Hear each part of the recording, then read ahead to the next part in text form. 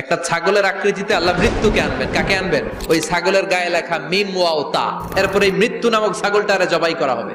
সরাসরি live programme করে জান্নাত জাহান্নামীরা দেখবে যে মৃত্যুকে জবাই করা হচ্ছে। ইউনাদি মুনাদিন, এক ফেরেশতা বলবে ইয়া আহলাল জান্নাহ, জান্নাতীরা মুজমাস্তি করো আজীবন, ফালা মাউত, আর কোনো মৃত্যু নাই। ইয়া আহলান নার, জাহান্নামের অধিবাসীরা তোদের উপর আল্লাহর লানত, আজীবন এই বেরামের রাজ্যে থাকবি, তোদেরও মৃত্যু নাই। আল্লাহ বলবেন ও জাহান্নামীরা, সরাসরি সম্প্রচার হচ্ছে, জান্নাতে কি হচ্ছে দেখে নে।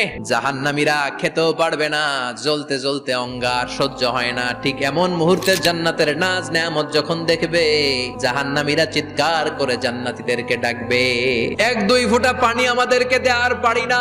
তোরা খেয়ে যেই খাবারটারে আবর্জনা করে জান্নাতে ফেলে দিস, ওই খাবারগুলো একটু দে।